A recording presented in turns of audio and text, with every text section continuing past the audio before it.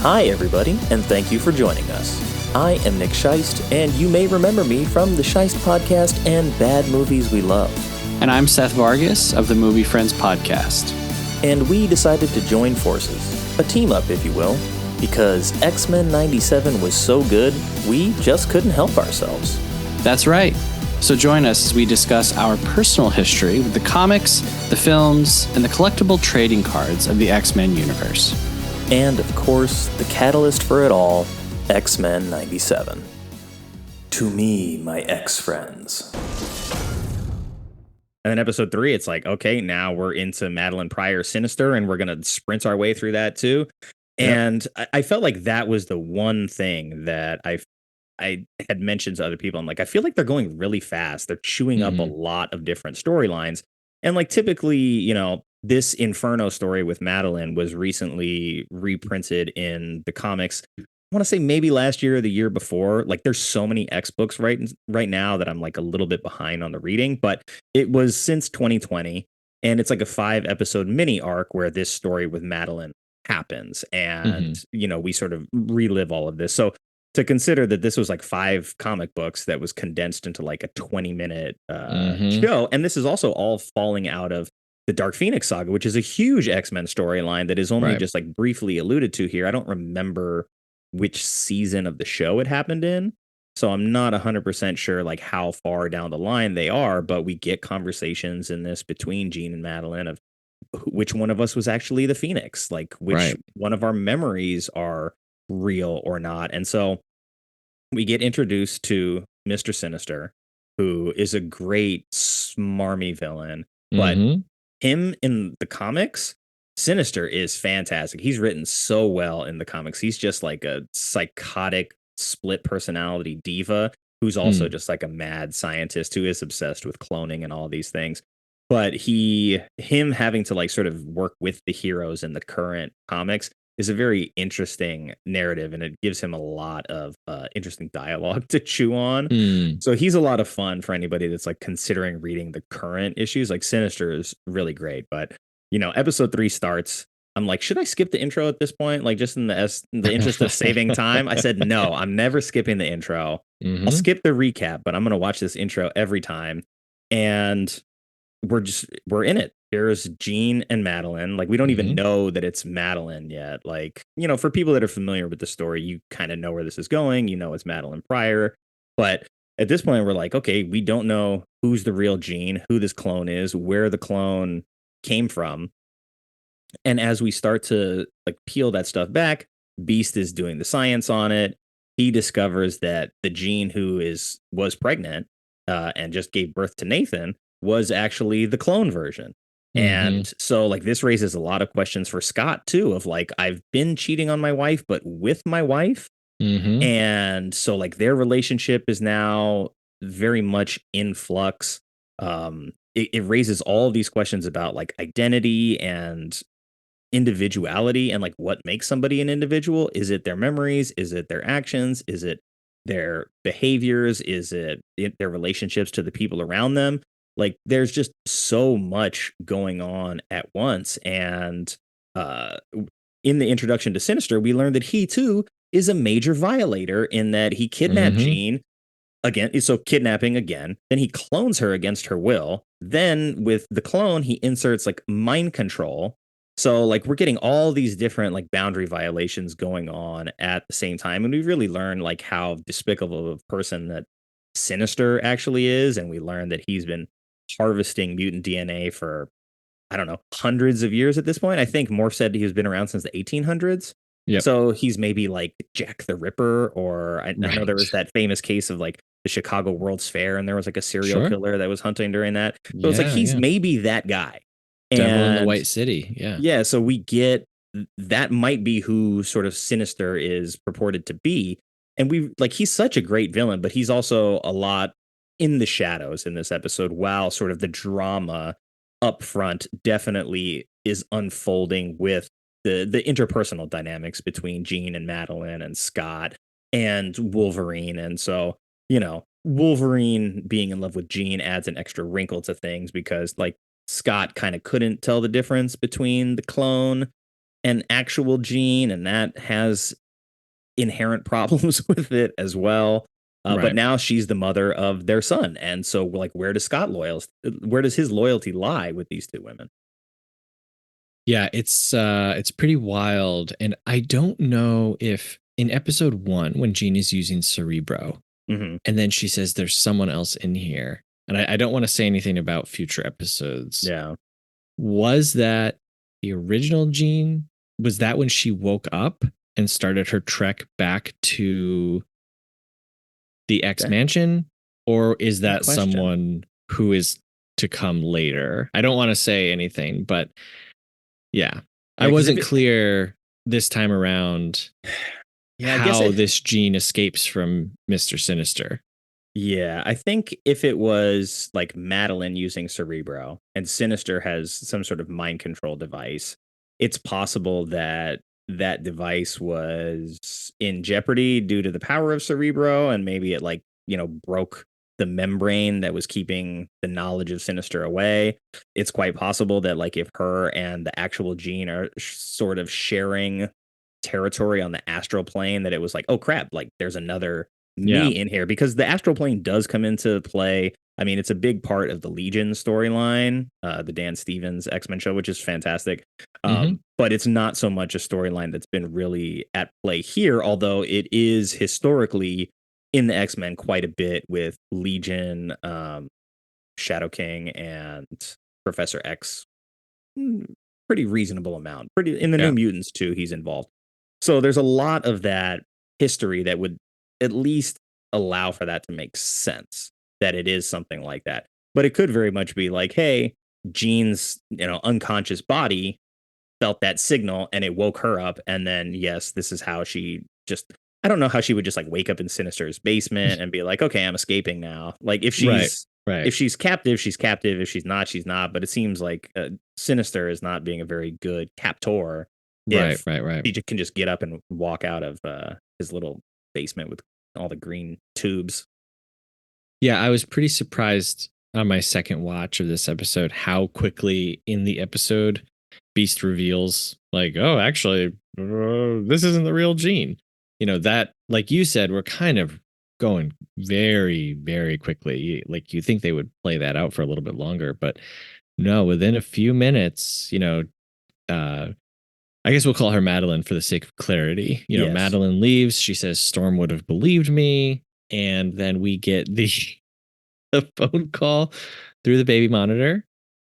Sinister is, calling out to her. And there's a great, like I mentioned, for me, for lack of a better technical term, the cinematography of this show, I think is awesome.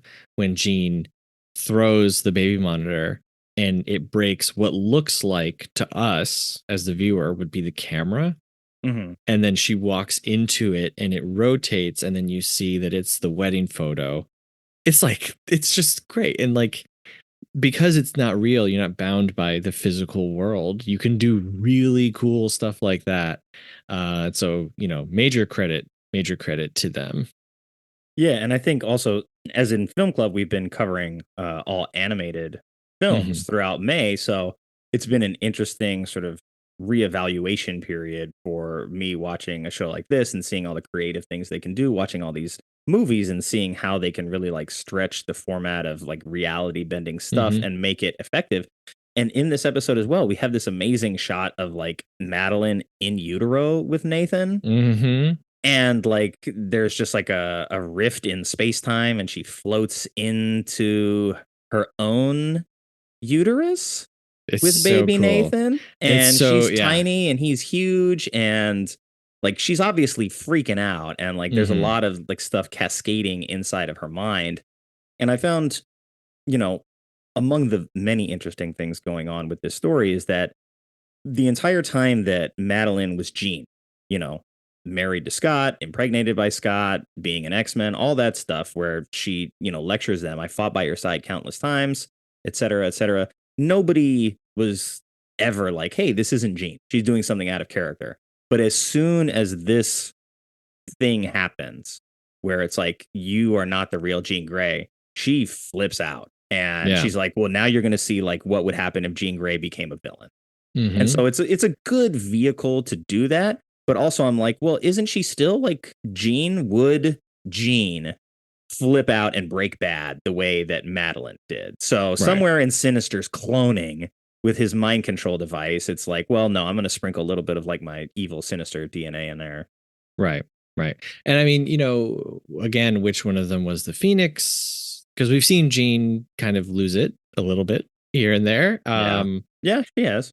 So, yeah, Jean is super interesting. I wish that we had more time with her and Professor X. But anyway. But yeah, we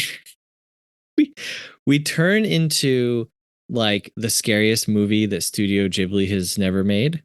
Yeah. For a little bit. I personally love it. It starts with Morph showing Gambit that Magneto and Rogue have blocked like the next 24 hours in the danger room. Which I was like, okay, training together.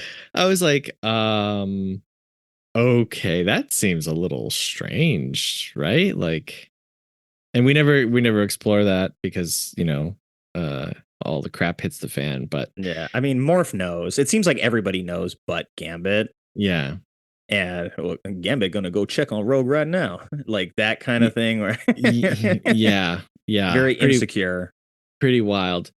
And then like we start to see everyone kind of starts to see like their worst nightmare kind of an idea.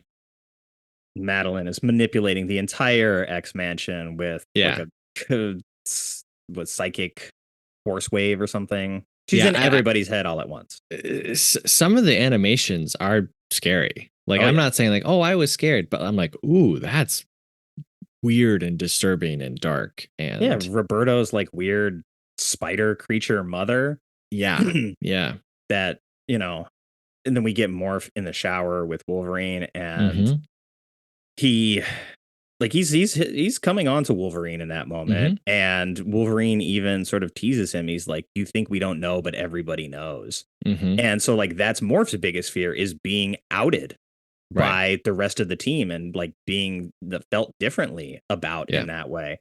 And so like that stuff is still here in this story, which is like why, if they're going with like the Magneto and Charles as like former lovers, even maybe like current lovers at some point, they both moved on in their own lives, but like I feel that story fits, and it's probably the most appropriate time to include that as like actual part of the X-Men canon than it's ever been before.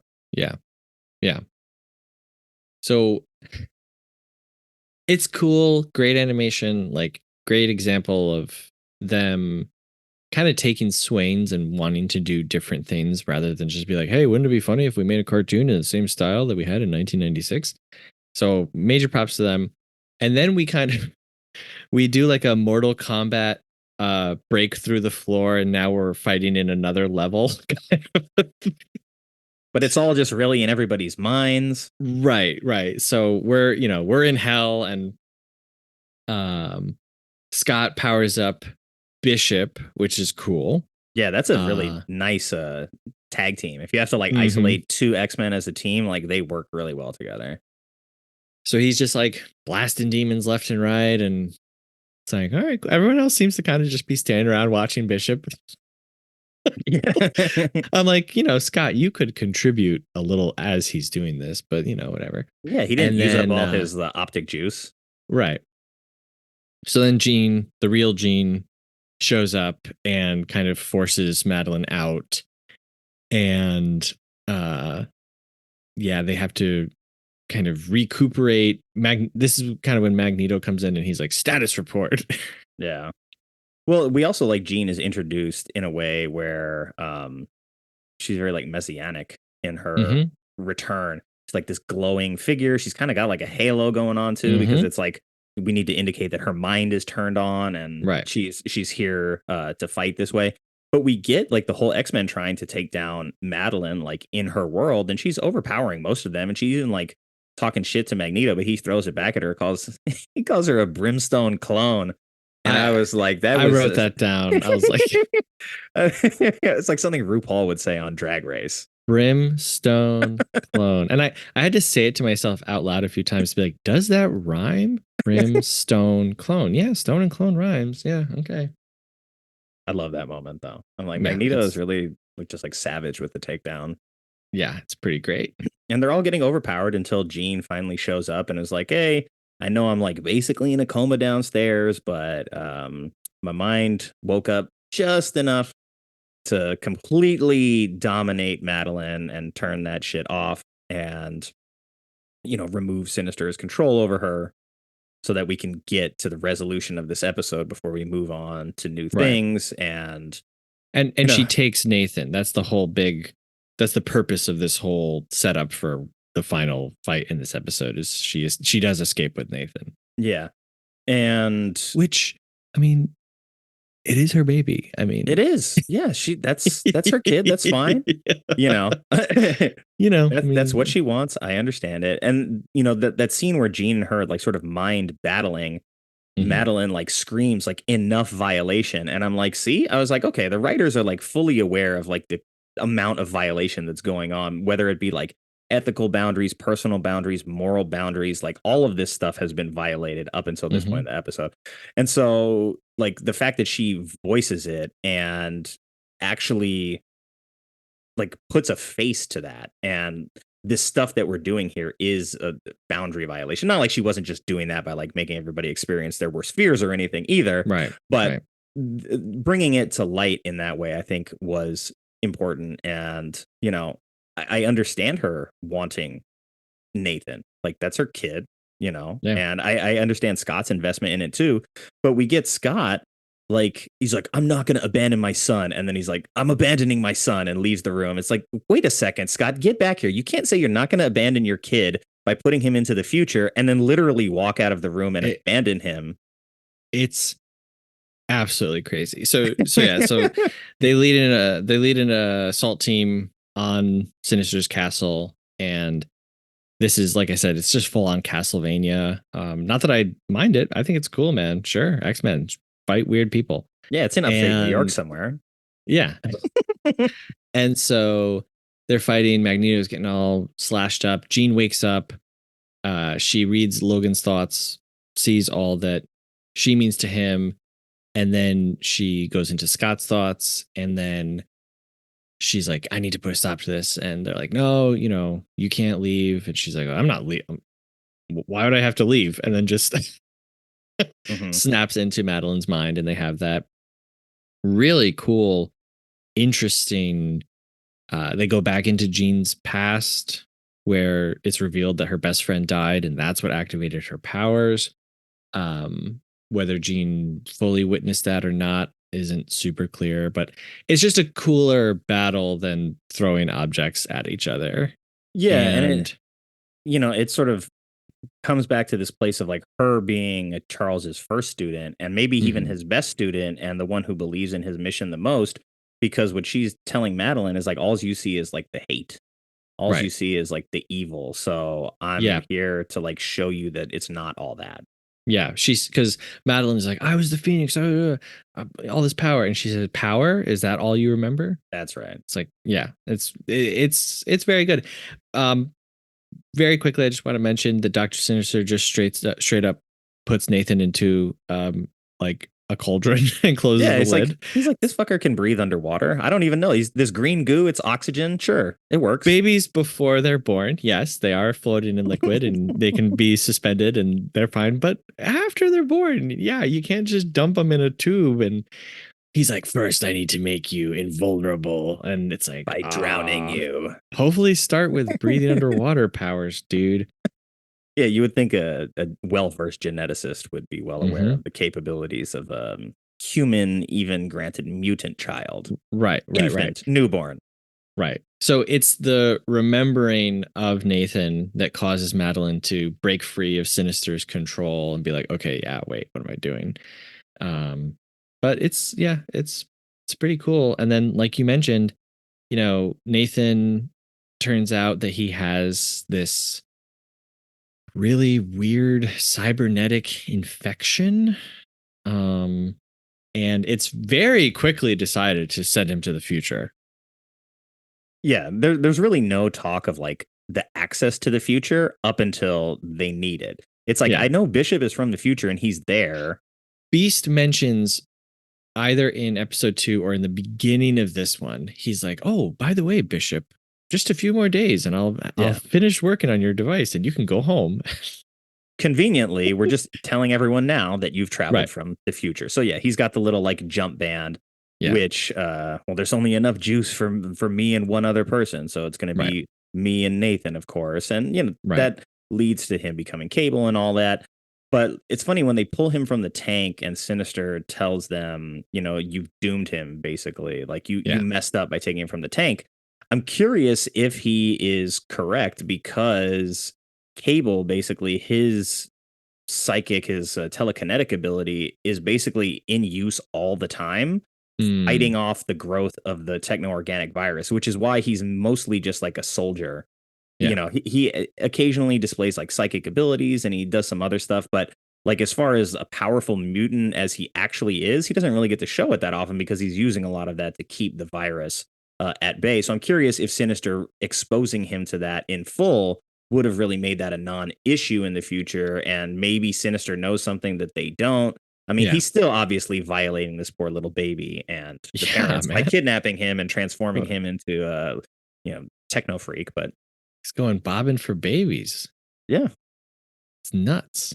But yeah, like they should have just been like, all right, Sinister, whatever you're doing, maybe just finish it, you know, because he's trying to make him powerful. He's not like, I'm going to go through all of this trouble to create this baby and then kill it. Like, you know, he's but right. They couldn't, they wouldn't possibly, you know, do that. But yeah, Cyclops, it's crazy. It's insane. Like I'm not going to abandon my son, and then gets up and walks out, and then he's not even there. You know what I mean? Like he's literally not even there when Bishop walks off with him. Like he doesn't say anything. And Madeline has that good moment with him where she makes a psychic link and she talks to him, and you know, hopefully you'll remember us. And very sweet Scott's moment. just like, yeah, I'm not gonna be part of this. Yeah, it's sort of the first time that we see Cyclops be like a real dick, which is sort of like the tension that caused him to fall off as a super popular character. But in Cyclops' defense, he just found out that he had impregnated his wife's clone and that his son got kidnapped and transformed with this virus. Like he's under a lot of stress. Yeah. So he is not maybe acting in his best potential, like under his best potential capabilities. So I'll give him some grace there. But yes, he does abandon his kid, and the regret of that goes a long way with his character development in the future. There is an X-Men storyline where there's an alien species that the X-Men are battling. One of them chooses to like read Scott's mind for some reason, and then it just like is dumped on by all of his trauma, and like the alien freaks out and is like, how does this guy handle this, right? Because he's like seeing all Scott's memories and he's like, what the fuck? Like, this isn't normal. So Scott is carrying a lot as the leader of the X-Men, and he's just like sort of like stoic and quiet about it and not really open. And some of that stuff gets addressed a little bit more in the current comics. Like there's a little bit more conversation between older Cable from the future and younger Cable from the future, and Cyclops, and him wanting to have a father-son relationship. So that some of that stuff is rectified a little bit. We'll see where the show chooses to go with it, though. Right. Yeah, so then we kind of end in a weird place where Madeline is like, yeah, I'm gonna leave. By the way, call me Madeline. And also, we don't know when we got switched. Bye. Yeah. Good luck figuring that out. You know, talk to your therapist. Man, that's pretty much the end of season. And that's pretty much the end of episode 3. Well, we get Storm in the bar meeting. Oh, that's true. The meeting tag, Forge, which is interesting because Bishop, when he's like, "There's a guy I know in the future that can create anything," he's talking about Forge. But then Forge is here in the present, hiding out in the desert, just waiting to have his rendezvous with Storm.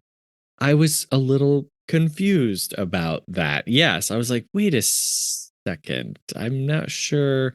So I don't know. Yeah, but that would explain why Cable does not ultimately get fixed, and that he uses his telekinetic abilities to have to fight off the virus because they went to the future and Forge wasn't there to help them. Right. Okay, yeah, makes sense. Yeah.